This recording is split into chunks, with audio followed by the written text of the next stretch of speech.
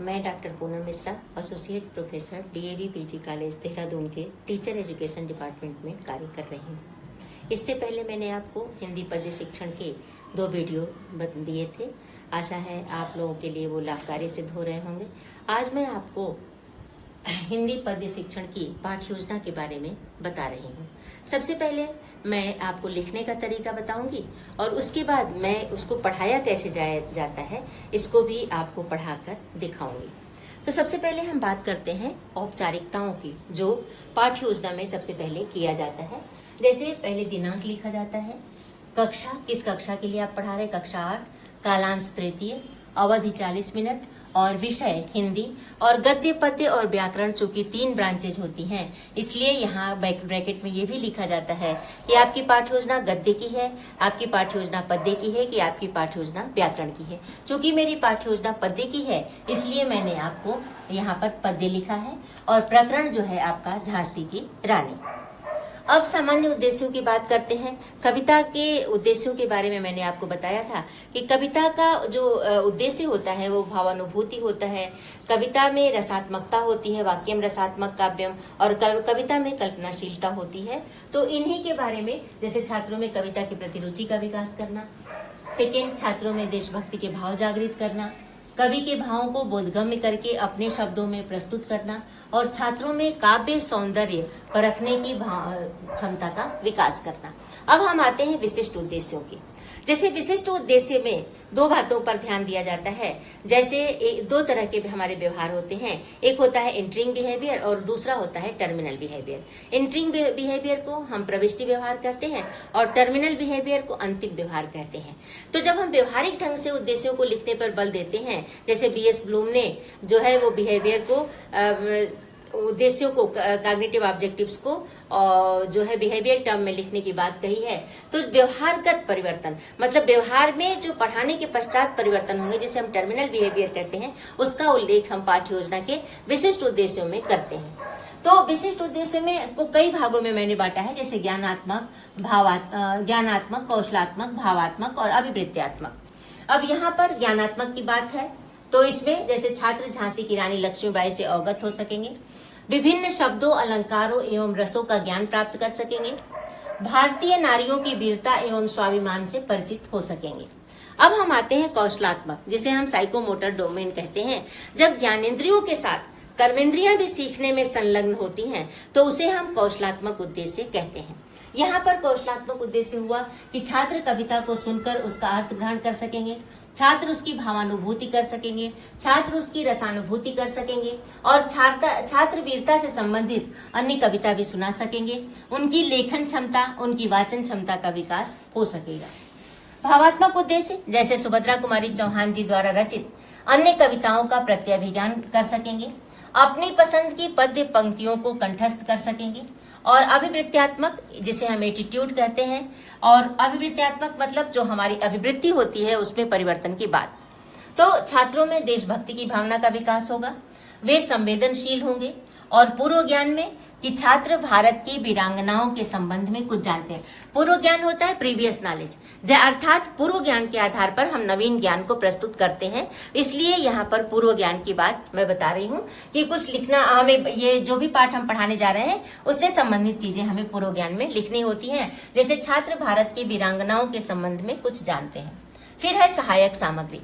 सहायक सामग्री, जिसे हम टीचिंग मटेरियल एड कहते हैं, उसमें जैसे आप चाक, डस्टर और अन्य सहायक सामग्री जो आप रोज यूज करते हैं। लेकिन यहाँ पर चूंकि हम विशिष्ट पाठ एक पढ़ाने जा रहे हैं इसलिए रानी लक्ष्मीबाई पर का एक चित्र होगा। ये चित्र मैंने लगा रखा है रानी लक्ष्मीबाई का, ये चित्र मैंने लगा रखा है।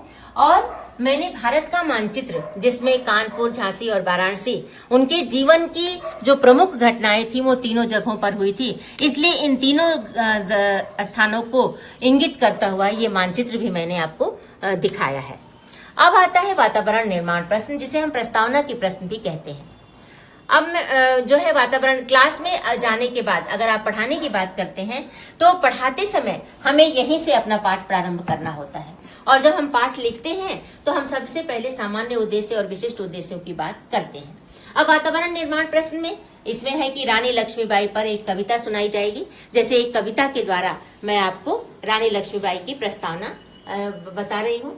सुनो ध्यान से हिंद के लोगों, यह बात बहुत पुरानी है, इधर उधर की बात नहीं, ये साहस भरी कहानी है। मैं बात बताती हूँ उसकी, वो रानी लक्ष्मीबाई है, वो बनी देश की बेटी, हाँ वो भारत माता की प्यारी है। अर्थात उन्होंने भारत माता के लिए अपना बलिदान दिया, इसलिए वो भारत माता की बेटी भी हैं और भारत माता को अत्यंत प्यारी भी हैं। उसके बाद आता है उद्देश्य कथन। आज हम सुभद्रा कुमारी चौहान द्वारा रचित झांसी की रानी नामक कविता का अध्ययन करेंगे। उसके बाद जो है वो जो है झांसी की रानी का चित्र दिखाया जाएगा और बच्चों से पूछा जाएगा कि ये चित्र किसका है, तो ये चित्र झांसी की रानी का है। फिर भारत की कुछ वीर महिलाओं के नाम बताओ, तो जैसे इंदिरा गांधी, रानी दुर्गावती, लक्ष्मीबाई, रानी पद्मिनी, रानी अन्य मतलब अनेक रानियों का नाम हम बताएंगे। फिर इनकी ख्याति का कारण क्या था, तो इनकी ख्याति का कारण ये था कि ये एक वीर महिला थी। ठीक है, तो इस तरह से आपके पाठ की प्रस्तावना हुई और फिर आपने मतलब उद्देश्य कथन किया कि आज हम अमुक पाठ को पढ़ेंगे। उसके बाद आता है प्रस्तुतिकरण। जब हम लिखते हैं तो प्रस्तुतिकरण मतलब सीखने के अनुभव। जैसे बीएस ब्लूम ने जो है वो ट्राइपोलर प्रोसेस माना है और सबसे पहले फार्मुलेशन ऑफ एजुकेशनल ऑब्जेक्टिव्स, फिर लर्निंग एक्सपीरियंसेस और फिर इवेल्युएशन है। तो इसमें देखिए कि ब्लूम के अनुसार इसमें हम सीखने के अनुभव ले रहे हैं, जो उनका सेकंड है। ऑब्जेक्टिव्स हमने बना ही लिए हैं, सीखने के अनुभव है और तीसरा जो उनका ट्रायंगल है वो है मूल्यांकन का। तो तीनों चीजें इसमें समाहित हैं, तो इन तीनों चीजों को हमने यहाँ पर लिया है। अब आता है सबसे पहले शिक्षण बिंदु या पाठ्य वस्तु, दूसरा आता है शिक्षण के उद्देश्य, तीसरा आता है छात्राध्यापक क्रिया या छात्राध्यापिका क्रियाएं, फिर छात्र क्रियाएं, विधियां या सामग्री, फिर मूल्यांकन।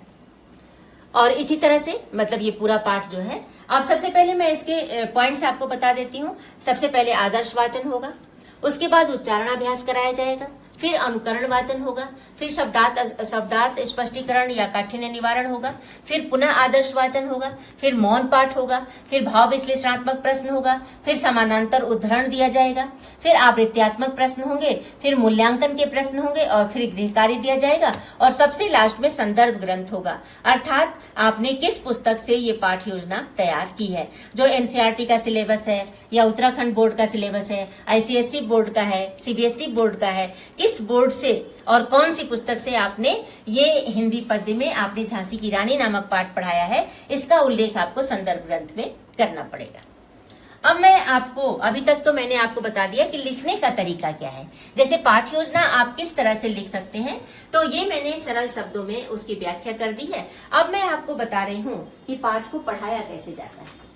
जैसे सिंहासन हिल उठे, मैं आपको ये जो आदर्श वाचन आपका पहला शिक्षण बिंदु है वो कर रही हूँ। आदर्श वाचन करते समय शिक्षक या शिक्षिका को ये ध्यान रखना होता है कि पुस्तक बाएं हाथ में लेनी चाहिए। दाहिना हाथ चाक के लिए या अन्य कार्यों के लिए, मतलब ब्लैक बोर्ड पर अगर आपको कुछ लिखना है तो दाहिना हाथ आपका खाली होना चाहिए, फ्री होना चाहिए। और पुस्तक को पकड़ने का तरीका कि 3 उंगलियां पीछे होती है, 2 उंगलियां आगे होती हैं, एक हाथ से आपको पुस्तक को पकड़ना है।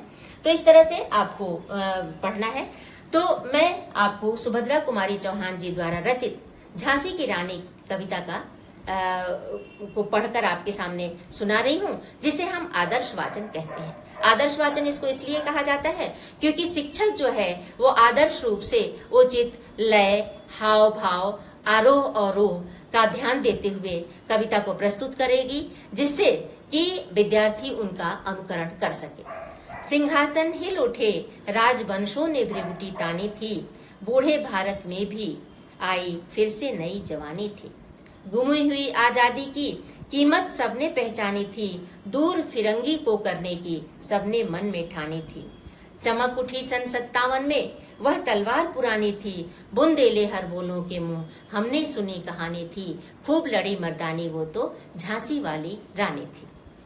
कानपुर के नाना की मुंह बोली बहन छबीली थी, लक्ष्मीबाई नाम पिता की वह संतान अकेली थी। बर्छी ढाल कृपाल कटारी उसकी यही सहेली थी, वीर शिवाजी की गाथाएं उसको याद जबानी थी, बुंदेले हर बोलों के मुंह हमने सुनी कहानी थी, खूब लड़ी मर्दानी वो तो झांसी वाली रानी थी। लक्ष्मी थी या दुर्गा थी वो स्वयं वीरता की अवतार, देख मराठे पुलकित होते उसकी तलवारों के बार। नकली युद्ध व्यूह की रचना और खेलना खूब शिकार, सैन्य घेरना, दुर्ग तोड़ना, ये थे उसके प्रिय खिलवाड़। महाराष्ट्र कुल देवी उसकी भी आराध्य भवानी थी, बुंदेले हर बोलों के मुंह हमने सुनी कहानी थी, खूब लड़ी मर्दानी वो तो झांसी वाली रानी थी। हुई वीरता की वैभव की के साथ सगाई झांसी में, ब्याह हुआ रानी बनाई लक्ष्मीबाई झांसी में। राजमहल में बजी बधाई, खुशियां छाई झांसी में, चित्रा ने अर्जुन को पाया, शिव को मिली भवानी थी, बुंदेले हर बोलों के मुंह हमने सुनी कहानी थी, खूब लड़ी मर्दानी वो तो झांसी वाली रानी थी। इस तरह से शिक्षक जो है वो उचित हाव भाव के साथ जो है वो कविता का प्रदर्शन करेगा। शिक्षिका जो भी पढ़ा रहा हो क्लास में, छात्र ध्यान पूर्वक सुनेंगे और इसको हम पाठ्य पुस्तक, मतलब हमें पाठ्य पुस्तक का सहारा लेना पड़ता है। जब हम सोशल स्टडी, साइंस और अन्य सब्जेक्ट पढ़ाते, मैथ्स वगैरह, तब उसमें बुक का सहारा नहीं लिया जाता है। लेकिन हिंदी शिक्षण के चूंकि पढ़ना, लिखना, सुनना और बोलना 4 कौशल होते हैं, इसलिए हमें जो है इन चारों कौशलों को विद्यार्थियों को सिखाने के लिए पाठ्य पुस्तक विधि का प्रयोग करना पड़ता है, अर्थात पाठ्य पुस्तक का सहारा लेकर हमें जो है विद्यार्थियों को पढ़ाना पड़ता है। उसके बाद आता है उच्चारणाभ्यास। वाचन की क्षमता का विकास करने के लिए शिक्षिका जो है वो पद्यांश में आए कठिन शब्दों का उच्चारण कराएगी और छात्र उच्चारण करेंगे। शब्दार्थ विधि का प्रयोग है और इसमें हम जैसे भृगुटी, 57, कृपाण, भूमि, सिंहासन, राजवंश, फिरंगी, मर्दानी, ये कुछ कठिन शब्दों को विद्यार्थियों के सामने उच्चारण करवाएंगे। पहले एक बार शिक्षक बोलेगा और उसके बाद फिर विद्यार्थी जो है उसका अनुकरण करेंगे। वो किस लिए? क्योंकि जब अनुकरण वाचन हम कराते हैं तो अनुकरण वाचन के समय जो कठिन शब्द होते हैं वो विद्यार्थी सही तरीके से उसको उच्चरित कर लें, उसका उच्चारण कर लें, इसलिए हम उच्चारणाभ्यास जो है वो विद्यार्थियों से कराते हैं। फिर आता है अनुकरण वाचन। अनुकरण वाचन में वाचन एवं आत्मविश्वास के साथ अनुकरण की क्षमता का विकास हो सकेगा और जो छात्राध्यापिका है वो 2 या 3 छात्रों को व्यक्तिगत रूप से अनुकरण वाचन का आदेश देगी। जैसे मान लीजिए क्लास में 25-30 विद्यार्थी बैठे हैं तो पढ़ाते समय आप 2 या 3 या 4 छात्रों को निर्देश देंगे कि वो अनुकरण वाचन करें और अन्य छात्र जो है उसको पुस्तक में देखेंगे। और आपका कोशिश ये होनी चाहिए कि अगर आप 40 विद्यार्थियों को पढ़ा रहे हैं तो प्रत्येक दिन जो है वो अलग अलग 4 विद्यार्थियों को खड़ा करें, जिससे कि सभी विद्यार्थियों में अनुकरण जो वाचन की क्षमता का विकास हो सके। उसके बाद आता है शब्दार्थ स्पष्टीकरण या काठिन्य निवारण। इसमें शब्दों के अर्थ का बोध कराना, शब्दों का अर्थ बोध कराया जाएगा। इसमें हम शब्द और अर्थ लिखेंगे। जब हम गद्य पढ़ाते हैं तो शब्द, अर्थ, प्रयोग और विधि 4 कॉलम रखे जाते हैं, लेकिन जब हम पद्य पढ़ाते हैं उस समय हमारा जो उद्देश्य होता है वो भावानुभूति होता है। विद्यार्थियों को भाव का को हृदयंगम कराना हमारा उद्देश्य होता है, इसलिए हम ज्यादा शब्दार्थ स्पष्टीकरण पर ज्यादा समय नहीं लगाते हैं। और यहाँ पर हम ये भृगुटी मतलब भौहें, सिंहासन, अर्थ पूछेंगे बच्चों से। अगर किसी विद्यार्थी को अर्थ पता है तो वो अर्थ बता देगा और अगर नहीं पता है तो आपको ज्यादा समय न लगाकर आपको अर्थ बता देना है। और फिर जो है आपको, क्योंकि भाव व्याख्या या भावानुभूति या जो है वो भाव विश्लेषणात्मक जो है भाव विश्लेषण करना ये आपका मुख्य उद्देश्य है। तो यहाँ पर भृगुटी भौहें, सिंहासन राजगद्दी, राजवंशो राजा के वंशज, फिरंगी अंग्रेज और मर्दानी पुरुषों के समान। उसके बाद इसका जो मुख्य उद्देश्य है पढ़ाते समय, मुख्य जो स्टेप है वो पुनः आदर्श वाचन है। पुनः आदर्श वाचन क्यों किया जाता है? क्योंकि एक बार आपने आदर्श वाचन कर दिया, उसके बाद आपने उच्चारणाभ्यास कराया, अनुकरण वाचन कराया और शब्दार्थ स्पष्टीकरण कराया, तो इससे क्या हुआ कि बच्चों को कविता का भाव कुछ कुछ समझ में आ जाता है। और जब आप पुनः आदर्श वाचन करेंगे उचित लय के साथ, उचित हाव भाव के साथ, उचित प्रस्तुतिकरण के साथ, तो विद्यार्थी जो है वो कविता का काफी कुछ अर्थ समझने लगेंगे। और जब कविता का अर्थ समझेंगे तब उनको उसमें रस आने लगेगा, तब उसमें उनको आनंद आने लगेगा, क्योंकि आनंदानुभूति, उनको रसानुभूति कराना, उसमें बिल्कुल तल्लीन हो जाना, ये हमारा मुख्य उद्देश्य होता है पद्य को पढ़ाते समय। तो अब जो है मैं आपके सामने पुनः आदर्श वाचन करती हूँ और इससे जो है विद्यार्थी जो है वो कविता को समझ जाएंगे। जैसे सिंहासन हिल उठे, राजवंशों ने भृगुटी तानी थी, बूढ़े भारत में भी आई फिर से नई जवानी थी। गुमी हुई आजादी की कीमत सबने पहचानी थी, दूर फिरंगी को करने की सबने मन में ठानी थी। चमक उठी सन 57 में, वह तलवार पुरानी थी, बुंदेले हर बोलों के मुंह, हमने सुनी कहानी थी, खूब लड़ी मर्दानी वो तो झांसी वाली रानी थी। कानपुर के नाना की मुंह बोली बहन छबीली थी, लक्ष्मीबाई नाम पिता की, वह संतान अकेली थी, नाना के संग पढ़ती थी वो, नाना के संग खेली थी, बर्छी ढाल कृपाल कटारी उसकी यही सहेली थी। वीर शिवाजी की गाथाएं उसको याद जबानी थी, बुंदेले हर बोलों के मुंह, हमने सुनी कहानी थी, खूब लड़ी मर्दानी वो तो झांसी वाली रानी थी।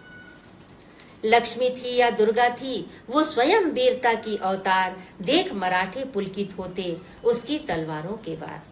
नकली युद्ध व्यूह की रचना और खेलना खूब शिकार, सैन्य घेरना दुर्ग तोड़ना ये थे उसके प्रिय खिलवाड़। महाराष्ट्र कुल देवी उसकी भी आराध्य भवानी थी, बुंदेले हर बोलों के मुंह, हमने सुनी कहानी थी, खूब लड़ी मर्दानी वो तो झांसी वाली रानी थी। हुई वीरता की वैभव के साथ सगाई झांसी में, ब्याह हुआ रानी बनाई लक्ष्मीबाई झांसी में, राजमहल में बजी बधाई खुशियां छाई झांसी में। चित्रा ने अर्जुन को पाया, शिव से मिली भवानी थी, बुंदेले हर बोलों के मुंह, हमने सुनी कहानी थी, खूब लड़ी मर्दानी वो तो झांसी वाली रानी थी। इस प्रकार से मैंने आपको कविता का पुनः वाचन करके भी सुना दिया।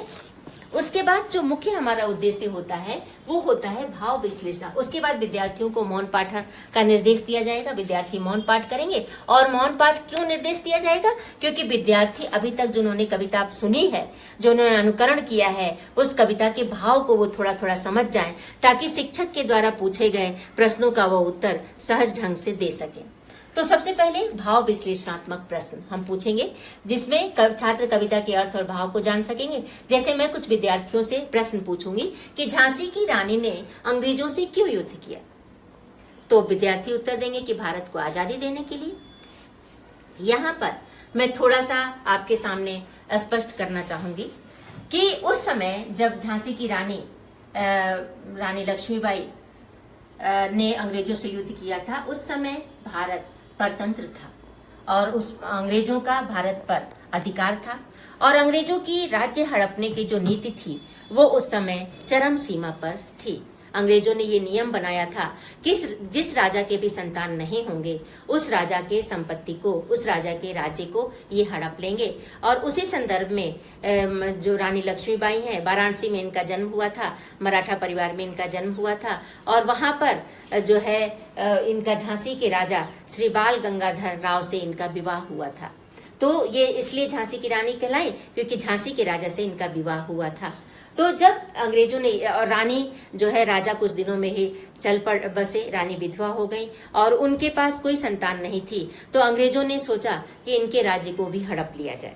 रानी ने दुखों से पार पाते हुए, मतलब अपार दुख को सहते हुए भी उन्होंने सोचा वो कि हम अपने राज्य को अंग्रेजों को नहीं देंगे, और इसके लिए उन्होंने वीरता पूर्वक अंग्रेजों का सामना किया। इसीलिए उन्होंने खूब लड़ी मर्दानी, वो तो झांसी वाली रानी थी, इसीलिए उन्हें मर्दानी कहा गया कि पुरुषों के समान उन्होंने युद्ध में वीरता दिखाई थी। रानी ने कई राजाओं से संपर्क किया, लेकिन राजा जो है वो विश्वासघाती निकले और उन्होंने रानी के साथ विश्वासघात किया, रानी का साथ नहीं दिया, अंग्रेजों का साथ दे दिया। और आप इतिहास पढ़ेंगे तो आपको पता चलेगा कि किन किन राजाओं ने रानी के साथ सहयोग नहीं किया। और इसके बाद रानी ने सोचा कि खुद ही जो है वो युद्ध करना है, क्योंकि युद्ध कला में ये प्रवीण थी, और इस तरह से इन्होंने जो है अपने राज्य को बचाने के लिए इन्होंने स्वयं ही कमर कस ली और घोड़े पर सवार होकर वो युद्ध के लिए चल पड़ी। जैसा कि आप देखते हैं कि इनका घोड़ा भी इनकी जो है आवाज पहचानता था और इनका प्रिय घोड़ा था। तो जैसे चेतक के बारे में कहा जाता है कि रणवीर चौकड़ी भर भर कर चेतक बन गया निराला था, राणा प्रताप के घोड़े का पड़ गया हवा का पाला था। तो राणा प्रताप जी को जैसे चेतक घोड़ा था, वैसे ही रानी का भी ये प्रिय घोड़ा। इनको जब अंग्रेजों ने इनका पीछा किया, उस समय 160 किलोमीटर दूर कालपी तक वो ले गया था, और अंग्रेजों ने भी इनकी वीरता की प्रशंसा की है, और रानी जो है अकेले युद्ध करते करते वीर गति को प्राप्त हुई थी। तो यहाँ पर आप बताएंगे कि भारत को आजादी देने, बुंदेलों के मुंह से क्या कहानी सुनी थी? तो लक्ष्मीबाई की वीरता की कहानी सुनी थी। रानी लक्ष्मीबाई ने युद्ध करना कैसे सीखा? उनके भाई नाना ने उनको युद्ध की शिक्षा दी थी। ये अपने माता पिता की अकेली संतान थी, लेकिन नाना ने इनकी वीरता से प्रभावित होकर इनको युद्ध विद्या की शिक्षा दी थी। अब आता है कि झांसी की रानी के बारे में बताओ। ठीक है, तो इसमें और इसी तरह से आपको जो ये आपने आदर्श वाचन किया था उस कविता का अर्थ भी आपको विद्यार्थी को बताना है। तो सबसे पहले जब हम कविता की व्याख्या करते हैं तब हम उसका संदर्भ भी बताते हैं। ठीक है, तो पहले मैं आपका इसका संदर्भ बताऊंगी और इसका प्रसंग बताऊंगी। तो संदर्भ तो क्या हो गया कि सुभद्रा कुमारी चौहान द्वारा रचित ये झांसी की रानी नामक कविता है। और प्रसंग मैं आपको बता रही हूँ कि प्रस्तुत कविता में कवित्री ने 1857 के प्रथम स्वतंत्रता संग्राम का वर्णन किया है और रानी लक्ष्मीबाई द्वारा दिखाए गए अदम्य साहस और शौर्य का उल्लेख किया गया है। इस युद्ध में लक्ष्मीबाई का अद्भुत युद्ध कौशल और साहस का परिचय दिया था उन्होंने, और बड़े बड़े योद्धाओं के भी दांत खट्टे कर दिए थे, हैरान कर दिया था उनकी युद्ध वीरता ने। उनकी वीरता और पराक्रम से उनके दुश्मन भी बहुत प्रभावित थे, क्योंकि बचपन से ही उनको तलवारबाजी का शौक था, बचपन से ही उनको घुड़सवारी का शौक था, तीरंदाजी का शौक था और निशानेबाजी का शौक था। अब सबसे जो पहला पद है आपका कि जो जैसे खूब लड़ी मर्दानी वो तो झांसी वाली रानी थी। सबसे पहला जो आपका चरण है उसमें जैसे सिंहासन हिल उठे राजवंशों ने वृक्ति तानी थी, बूढ़े भारत में भी आई फिर से नई जवानी थी, गुमी हुई आजादी की कीमत सबने पहचानी थी, दूर फिरंगी को करने की सबने मन में ठानी थी। आप पहले विद्यार्थियों से इसका अर्थ पूछेंगे और जब विद्यार्थी थोड़ा बहुत बता पाएंगे, लेकिन आपको फिर उसको क्लियर करना है, उसकी व्याख्या करनी है कि आप बताएंगे कि प्रथम पद में लेखिका ने झांसी की रानी लक्ष्मीबाई के साहस और बलिदान का वर्णन करते हुए कहा है कि किस तरह से उन्होंने गुलाम भारत को आजाद दिलवाने के लिए हर भारतीय के मन में स्वतंत्रता की चिंगारी जगा दी थी। लक्ष्मीबाई के साहस से हर भारतवासी जोश से भर उठा था। और बूढ़े भारत क्यों कहा गया? क्योंकि भारत जो है वो परतंत्र था, सदियों तक परतंत्र रहा, इसलिए उसको बूढ़ा कहा गया। क्योंकि जब आदमी मतलब परतंत्र होता है, जब स्वतंत्र नहीं होता है कि तो क्या होता है कि उसके मन में नैराश्य की भावना, कुंठा की भावना आने लगती है। तो इसी तरह से भारत को बूढ़ा इसी संदर्भ में कहा गया है, क्योंकि वो अंग्रेजों के अधीन था। और बूढ़े भारत में भी आई फिर से नई जवानी थी, और जो आज़ादी हमसे छिन गई थी उस आज़ादी के लिए जो है वो सबके मन में जोश हो गया था, और अंग्रेजों को दूर भगाने की भावना जो है वो सब में पैदा होने लगी थी। और 1857 में जो है वो सबकी मतलब उनकी तलवार चमक उठी थी सन 57 में, जो कि प्रथम स्वतंत्रता संग्राम का युद्ध कहा जाता है। और बुंदेले हर बोलों के मुंह मतलब बुंदेलों के मुंह से हमने ये कहानी सुनी है कि खूब लड़ी मर्दानी मतलब जो पुरुषों के समान जो जिसने युद्ध किया था वो रानी लक्ष्मीबाई जो है वो उनकी हमने कहानी सुनी थी। और वो कौन था? वो झांसी वाली रानी। उसके बाद आप कहेंगे कि कानपुर के नाना की मोबोली बहन छबीली थी, लक्ष्मीबाई नाम पिता की वह संतान अकेली थी, बर्छी ढाल नाना के संग पढ़ती थी वो नाना के संग खेली थी, बर्छी ढाल कृपाल कटारी उसकी यही सहेली थी, बुंदेले हर बोलों के मुंह हमने सुनी कहानी थी, खूब लड़ी मर्दानी वो तो झांसी वाली रानी थी। देखिए, जब आप कविता पढ़ाते हैं तो उस कविता में पहले आपने आदर्श वाचन किया, फिर आपने पुनः आदर्श वाचन किया, तो उसमें आपका उद्देश्य ये होना चाहिए कि पूरी कविता आपको कंठस्थ हो जाए और आपको कविता की लाइनें बोलते जाना है और फिर उसका अर्थ जो है वो विद्यार्थियों को बताते जाना है। तो इसमें उन्होंने क्या कहा कि जैसे जो रानी हैं उन्होंने इनकी अद्भुत प्रतिभा से प्रभावित होकर इनके मुंह बोली बहन जो है वो नाना ने अपना बना लिया था इनको, और नाना साहब ने इनको युद्ध विद्या की शिक्षा दी थी और बचपन में अन्य लड़कियों से अलग थी, गुड्डे गुड़ियों से खेलने की बजाय बर्छी ढाल कृपाल और कटारी उनकी ये सहेलियां थी। तो इस तरह से इनको जो है वीर शिवाजी की गाथाएं उनको याद जमानी थी। छत्रपति शिवाजी के बारे में तो सारा देश जानता है और उनकी वीरता की गाथाएं तो हर जगह जो है वो चर्चित हैं। उन्होंने औरंगजेब की पराधीनता को स्वीकार नहीं किया और बंदी गृह से किसी तरह से वो बच के निकले और फिर उन्होंने मुगल सेना का डटकर सामना किया था। इसलिए छत्रपति शिवाजी तो जो जैसा होता है जाकी रही भावना जैसी, तो जो जैसा होता है वैसा ही मतलब साहित्य पढ़ना पसंद करता है, वैसा ही पुस्तक पढ़ना पसंद करता है। तो चूंकि ये वीर महिला थी इसलिए इनको शिवाजी की वीरता की गाथाएं इनको बहुत पसंद थी। तो इस तरह से उन्होंने छत्रपति शिवाजी की जो गाथाएं थी इनको याद जबानी थी, मतलब कंठस्थ हो गई थी इनको, इतनी बार इन्होंने पढ़ा था। तो बुंदेले हर बोलों के मुंह हमने सुनी कहानी थी, खूब लड़ी मर्दानी वो तो झांसी वाली रानी थी। उसके बाद लक्ष्मी थी या दुर्गा थी, वो स्वयं वीरता की अवतार, देख मराठे पुलकित होते उनकी तलवारों के बार। नकली युद्ध व्यूह की रचना और खेलना खूब शिकार, सैन्य तोड़ना दुर्ग तोड़ना, सैन्य घेरना दुर्ग तोड़ना, ये थे उसके प्रिय खिलवाड़। अब इसमें देखिए कि वो मतलब जब वो युद्ध करती थी तो जैसे आपने माँ दुर्गा के अवतारों के बारे में पढ़ा है, माँ दुर्गा के युद्ध करते वर्णन का आपने पढ़ा है, सुना है, तो मतलब युद्ध करते समय ऐसा लगता था कि वो लक्ष्मी है या दुर्गा है या स्वयं वीरता, मतलब या उन्होंने माँ दुर्गा का ही अवतार ले लिया है या वीरता स्वयं उनके मतलब वीरता का ही अवतार है। जैसे भगवान श्री कृष्ण को कहा जाता है कि 16 कलाएं हैं, संपूर्ण अवतार है जो भगवान विष्णु के, तो इसी तरह से ऐसा मतलब उनके साहस, अदम्य साहस, उत्साह और मतलब वीरता की पराकाष्ठा को देखकर ऐसा प्रतीत होता था कि मानो जो है वो वीरता की अवतार ही है, मतलब वीरता ने स्वयं अवतार ले लिया है। और देख मराठे पुलकित होते उनकी तलवारों के वार देखकर मराठे जो है वो पुलकित होते थे, क्योंकि मैंने बताया कि मराठा वंश में ही इनका जन्म हुआ था वाराणसी में। और नकली युद्ध व्यूह की रचना और खेलना खूब शिकार, आपने देखा होगा कि जैसे हमारे यहाँ भी आर्मी, नेवी और एयरफोर्स में, नेवी आर्मी में क्या होता है कि जो है हमेशा जो है युद्ध की प्रैक्टिस कराई जाती है, वार की प्रैक्टिस कराई जाती है, ताकि सही समय आने पर हम उसको सही तरह से मतलब शस्त्रों का प्रयोग जो है वो सही तरह से शस्त्रों का प्रयोग कर सके। तो ये क्या करती थी सीखने के लिए कि नकली युद्ध व्यूह की रचना, मतलब युद्ध व्यूह जो बनाया जाता है, जो स्ट्रेटेजी होती है वार की, उसकी नकली मतलब नकली रूप से बनाती थी जो और ये उनके मतलब सेना को घेरना, दुर्ग को तोड़ना, ये उनके प्रिय खिलवाड़ों में था।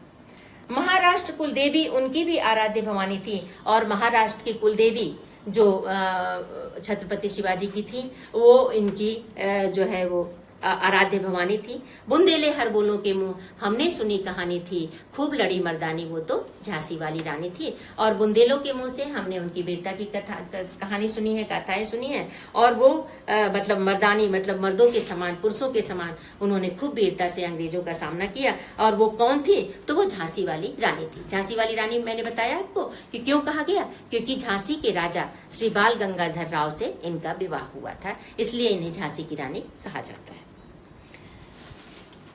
हुई वीरता की वैभव के साथ सगाई झांसी में, ब्याह हुआ रानी बनाई लक्ष्मीबाई झांसी में। चित्रा ने अर्जुन को पाया, शिव को मिली भवानी थी, बुंदेले हर बोलों के मुंह हमने सुनी कहानी थी, खूब लड़ी मर्दानी वो तो झांसी वाली रानी थी। अब क्या हुआ, हुई वीरता की वैभव के साथ, कितनी अच्छी बात है। वीरता मतलब रानी लक्ष्मीबाई जो वीर महिला थी, और वैभव के साथ मतलब जब झांसी के राजा ही थे तो वैभव का क्या कहना, उनके पास अपार वैभव था। तो वीरता की वैभव के साथ सगाई हुई, मतलब वीरता मतलब वीर जो रानी जो मणिकर्णिका थी, जिन्हें प्यार से हम मनु बुलाते हैं, जिन्हें छबीली कहा जाता था, उनका विवाह जो है वो झांसी के राजा से हुआ, इसलिए उनको रानी लक्ष्मीबाई। तो क्या हुआ, जब विवाह होता है तो आप जानते हैं हमारे आपके घर में भी बधाइयां बजती हैं, हमारे आपके घर में भी उत्सव होता है। तो वो तो राजा ही थे, जब राजा के घर में राजा का ब्याह हुआ महल में, तो राजमहल में बधाइयां बजने लगी, खुशियां छा गईं, पूरे झांसी के लोग जो है वो खुशी मनाने लगे। और इनका स्वभाव अत्यंत मृदु था, ये सब मतलब जनता की समस्याओं को सुनती थी, जनता से बहुत प्रेम से इनका मतलब व्यवहार प्रेम के साथ होता था, इसलिए सब लोग इनको बहुत पसंद करते थे।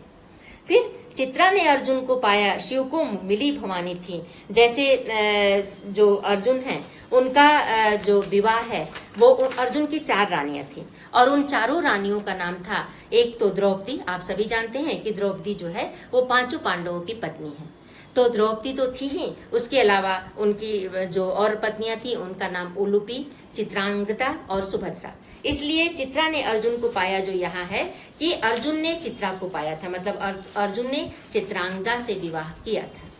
और शिव को मिली भवानी थी, भगवान शिव के साथ माता पार्वती का विवाह हुआ था। आप सभी जानते हैं, सर्वविदित है कि भगवान विष्णु का विवाह लक्ष्मी जी के साथ, भगवान शिव का विवाह माता पार्वती के साथ हुआ था। तो जैसे जो है चित्रा ने अर्जुन को पाया, शिव को मिली भवानी थी। तो यही है कि अर्जुन का विवाह चित्रांगदा के साथ हुआ, चित्रा के साथ हुआ, और भगवान शिव का विवाह भवानी के साथ हुआ। तो इस तरह से बुंदेले हर बोलों के मुंह हमने सुनी कहानी थी, खूब लड़ी मर्दानी वो तो झांसी वाली रानी थी। तो इस तरह से आपने देखा कि ये जो पूरी कविता है, इस कविता में रानी की वीरता का उल्लेख किया गया है। ये कविता तो अत्यंत बड़ी है, लेकिन एक दिन में पूरी कविता को पढ़ाया नहीं जा सकता है, इसलिए जो है जितनी कविता बच्चों के कोर्स में थी उतनी मैंने ली है। कविता वैसे थोड़ी बड़ी है और आप लोग जो है इसको पढ़िएगा, क्योंकि जब कोई भी पाठ जो पढ़ाया जाता है तो उसका उद्देश्य यही होता है कि हम जो है उसको और चीजें उससे और चीजें जो उसके प्रसंग वाली है, संदर्भ वाली है, पढ़ें। अब हम कविता में आता है समानांतर उद्धरण। जब हम समान भाव की कविता में नहीं प्रस्तुत करते हैं तब तक जो है कविता का उद्देश्य पूरा नहीं होता है। तो इसमें समानांतर उद्धरण देने की बात मैं कहती हूँ। जैसे क्यों? क्योंकि भावों को बोधगम्य बनाने के लिए, देशभक्ति की भावना के लिए हम बच्चों को समभाव की कविता भी बताने को कहते हैं। जैसे राष्ट्रकवि भूषण द्वारा जो रचित कविता है कि साजी चतुरंग अंग अंग में उमंग धरे, सर्जा शिवाजी जंग जीतन चलत है। अभी मैंने आपके सामने शिवाजी की बात कही, छत्रपति शिवाजी की बात कही, तो वही है कि साजी चतुरंग मतलब चतुरंगी सेना को सजाकर और सारे लोगों के मन में उत्साह भरकर जो छत्रपति शिवाजी हैं वो जंग जीतने के लिए, युद्ध जीतने के लिए जाते हैं। और इसी तरह से सर कटा सकता हूं लेकिन सर झुका सकता नहीं, ऐसे ही समान भाव की अन्य कविताएं विद्यार्थियों के सम्मुख रखी जाएंगी। जैसे थाल सजाकर किसे पूजने चले प्रार्थी मत वाले, कहाँ चले तुम राम नाम का पीताम्बर तन पर डाले। इधर प्रयाग न गंगा सागर, इधर न रामेश्वर काशी, इधर कहाँ है तीर्थ तुम्हारा, कहाँ चले तुम सन्यासी।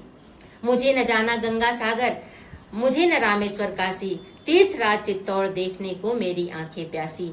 वहीं जा रहा पूजा करने, लेने सतियों की पद धूल, वहीं हमारा दीप जलेगा, वहीं चढ़ेगा माला फूल। देखिए, कवि ने, पंडित श्याम नारायण पांडे ने अपनी भावना को इस प्रकार से व्यक्त किया है। देशभक्ति की भावना है कि वो कहीं भी नहीं जा रहा है थाल सजाकर, मंदिर में नहीं जा रहा है, बल्कि देशभक्त जो हैं, जैसे चित्तौड़ आप जानते हैं कि रानी पद्मावती जो है वो हजारों स्त्रियों के साथ उन्होंने जो है वो सती प्रथा का चयन कर लिया था, आग में जल के भस्म हो गई थी। तो वही चित्तौड़ में जा रहा हूँ जहाँ पर सतियों की जो सती हो गए थे उनकी पद धूल को मैं लेने जा रहा हूँ, और वहीं पे मैं दीपक भी जलाऊंगा और वहीं पे मैं अपनी फूल माला भी चढ़ाऊंगा। इसी तरह से दूसरी कविता है माखन लाल चतुर्वेदी की कि चाह नहीं मैं सुरबाला के गहनों में गूथा जाऊं, चाह नहीं प्रेमी माला में बध प्यारी को ललचाऊं, मुझे तोड़ लेना बनमाली उस पद पर देना तुम फेंक, राष्ट्र मातृभूमि पर शीश चढ़ाने जिस पथ जाए वीर अनेक। तो देशभक्ति की तो बहुत सारी कविताएं आपको मिल जाएंगी। तो आपको समभाव की कविता, जैसे आप अगर वात्सल्य रस पढ़ा रहे हैं, मैया मैं नहीं माखन खाऊं, तो आपको वात्सल्य रस की कविता देनी पड़ेगी कि ठुमुक चलत रामचंद्र बाजत पैजनिया। तो जिस भाव को आप पढ़ा रहे हैं उस भाव की कविता को आपको विद्यार्थियों के सम्मुख देना पड़ेगा। तो ये होता है समानांतर उद्धरण। फिर आपको आवृत्त्यात्मक प्रश्न पूछते हैं कि रानी लक्ष्मीबाई कौन थी, क्यों युद्ध किया था, कहाँ की रानी थी, उनका विवाह किसके साथ हुआ था। फिर आपको मूल्यांकन के प्रश्न पूछते हैं। मूल्यांकन के प्रश्न में मैं हमेशा विद्यार्थियों से कहती हूँ कि मूल्यांकन के प्रश्न में आपको सही गलत के प्रश्न देने हैं, आपको फिल इन दी ब्लैंक्स के प्रश्न देने हैं, आपको मल्टीपल चॉइस के प्रश्न देने हैं। तो प्रश्नों के स्वरूप को आपको मूल्यांकन प्रश्न में बदलना है। तो यहाँ पर आपको देना है कि जैसे बुंदेले हर बोलों के मुंह, इस कविता को पूरा करो। जैसे जो है झांसी की रानी कहाँ की रानी थी, मतलब रानी कहाँ की रानी थी, मतलब इस तरह से कई क्वेश्चन। उनके पिता का क्या नाम था, उनका विवाह कहाँ हुआ था, ऐसे कई प्रश्न जो है आप पूछ सकते हैं। और रानी ने युद्ध विद्या की शिक्षा कहाँ से ली थी, ये सत्य है, या नाना से ली थी, ये सत्य है असत्य है। बुंदेलों के मुख से कथा नहीं सुनी थी, ये सत्य है या असत्य है। तो इस तरह से आप जैसे मल्टीपल चॉइस के क्वेश्चन विद्यार्थियों को दे सकते हैं। उसके बाद आता है गृह कार्य, जिसमें छात्र कविता की 5 पंक्तियों को कंठस्थ करके आएंगे। और फिर आता है संदर्भ ग्रंथ, अर्थात जिस पुस्तक से आपने पढ़ाया है उस पुस्तक, चाहे एनसीईआरटी की है, चाहे उत्तराखंड बोर्ड की है, चाहे आईसीएसई की है, सीबीएसई की है, आपको संदर्भ ग्रंथ में उसका उल्लेख करना पड़ेगा। इस तरह से मुझे आशा है कि आप जो है पद्य शिक्षण को किस प्रकार से लिखा जाता है और पद्य को की पाठ्य योजना किस तरह से पढ़ाई जाती है, इन दोनों बातों का उल्लेख मैंने आपको किया है, अत्यंत सरल शब्दों में बताया है। और अपने अध्यापन के अनेक वर्षों के 30 वर्षों के अनुभव से मैंने आपको ये चीजें बताई हैं। आशा है आपको ये पाठ्य योजना लिखने भी आ जाएगी और आप इसे देखेंगे और आप इसे पसंद भी करेंगे। धन्यवाद।